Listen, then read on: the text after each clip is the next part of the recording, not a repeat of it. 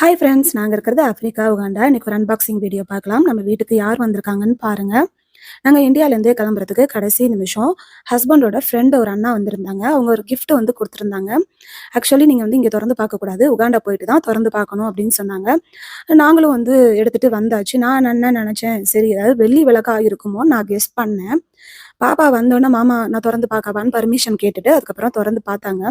உள்ள பார்த்தா நம்ம முருகப்பெருமான் இருக்காரு. பார்க்கறதுக்கு ராஜ அலங்காரத்தோட இருந்தாருங்க. ரொம்ப ரொம்ப சூப்பரா இருந்துச்சு. சந்தோஷமா இருந்துச்சு.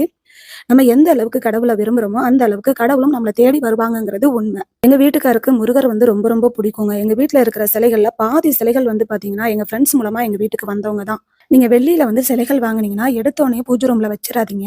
ஏன்னா சிலைகளா இருந்தாலும் சரி, பொருளா இருந்தாலும் சரி, அதுக்கு தோஷம் இருக்கும். சுத்தமான தண்ணீர்ல சுத்தம் பண்ணிட்டு, அதுக்கப்புறம் பன்னீர் அபிஷேகம் பண்ணிட்டு, மஞ்சள் குங்குமம் வச்சுட்டு பூஜை ரூம்ல வைங்க. கந்த சஷ்டி விரதம் இருக்கிறதுனால முருகர வச்சு வழிபாடு பண்ண ஆரம்பிச்சுட்டோம். ரொம்ப சந்தோஷமா இருந்துச்சுங்க.